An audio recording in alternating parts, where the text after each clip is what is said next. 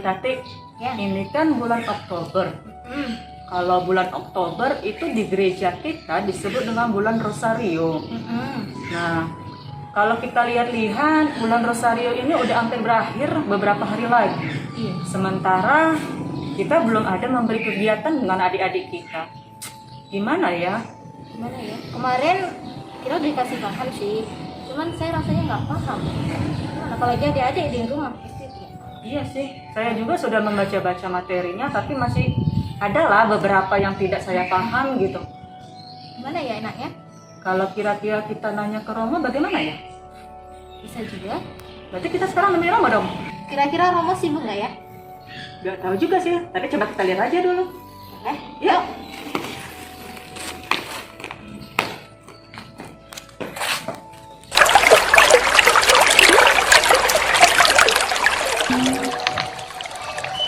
Dere Dewi Maria. Tunggu Kak, itu kayaknya udah Romo. Oh iya. Terus aja, boleh ya? Kengkang mana Goten yang kuatasa Ibu yang tangsa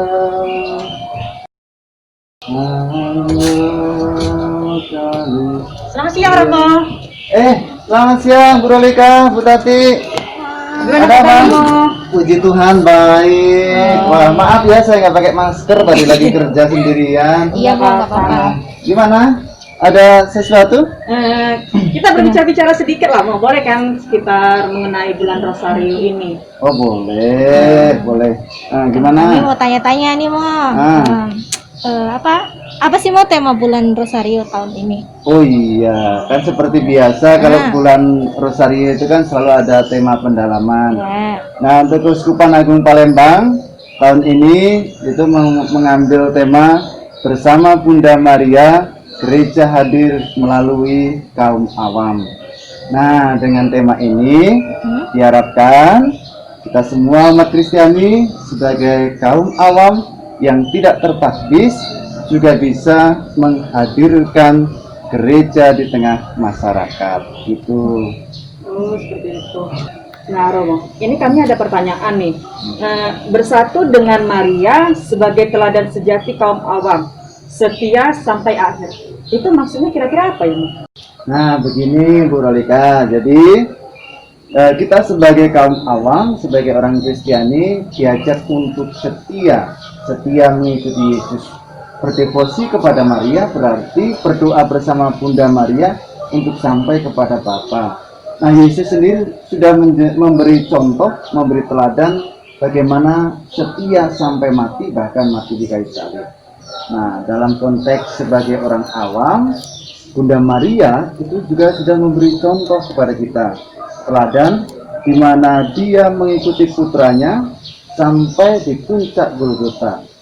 Jadi mengikuti Yesus itu bukan hanya memilih mana yang senang, bukan hanya memilih mana yang baik dari Yesus kemudian yang bisa diikuti, tetapi semua. Bahkan kita diajak untuk berani menderita. Nah, dalam konteks keseharian kita, dalam relasi dengan sesama kita juga diajak untuk berani mengikuti segala sesuatu, bahkan kalau sesuatu itu tidak menyenangkan.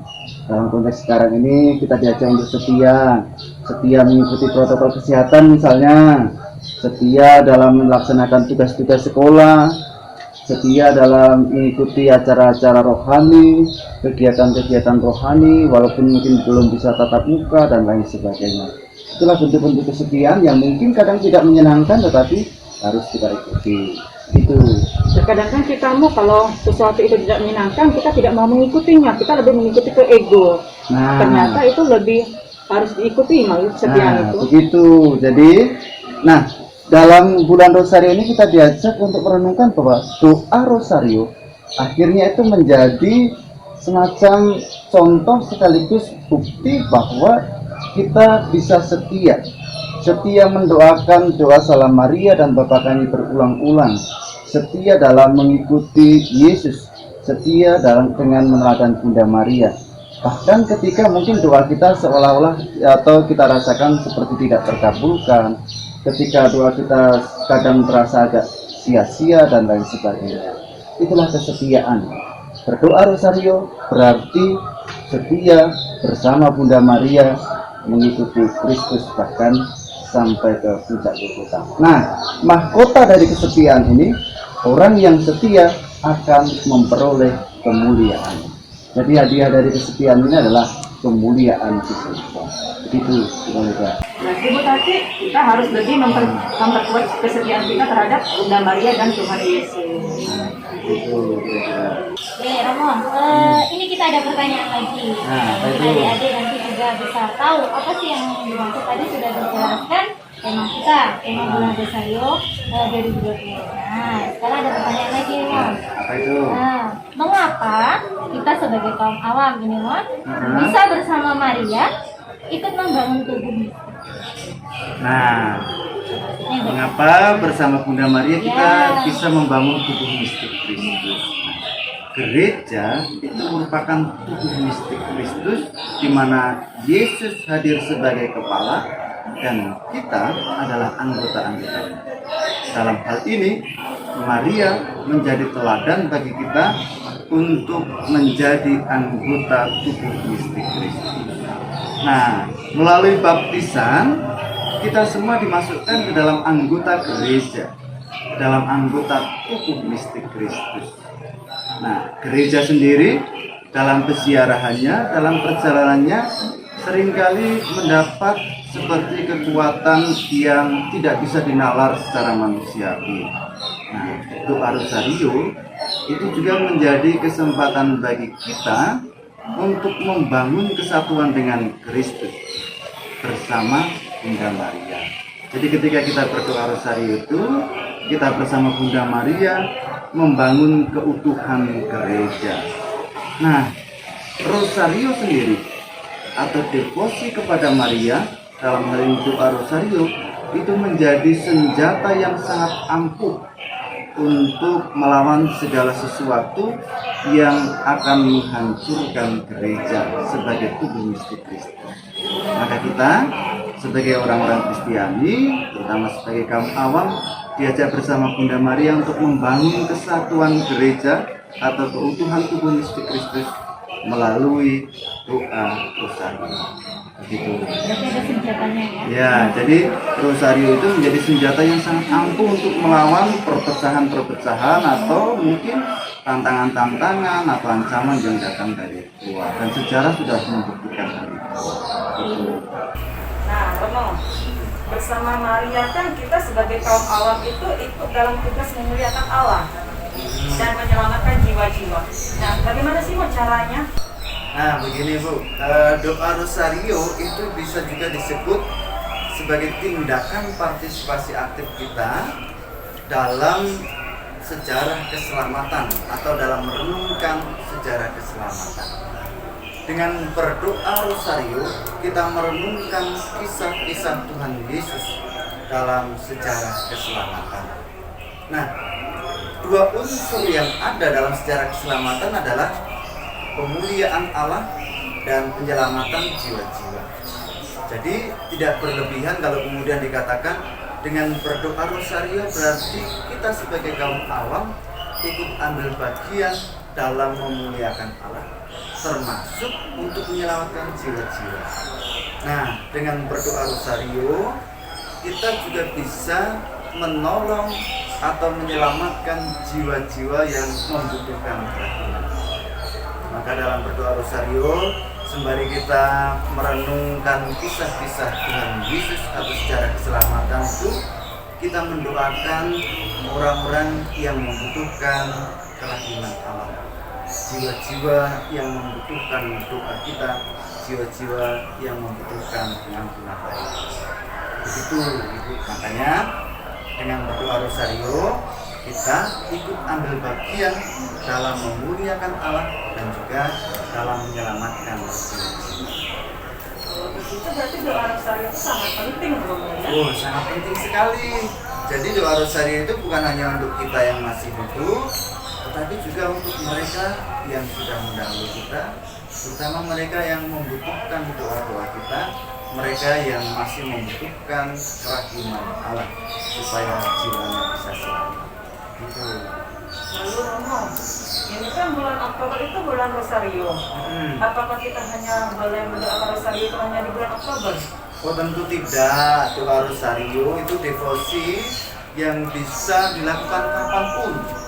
Hanya gereja kemudian memiliki 2 bulan yang didedikasikan untuk Bunda Maria. Bulan Mei sebagai bulan Maria dan bulan Oktober sebagai bulan Rosario. Tapi prinsipnya doa Rosario itu bisa kapanpun dan tidak akan pernah selesai. Itu dia. Pertanyaan yang terakhir ini Mo. Oh ya masih ada lagi. Satu lagi. Apa Oke. itu? Nah, dengan berdoa Rosario, kita diajak untuk menjadi gereja Katolik yang berbahasa Romawi. Mana sih Mo?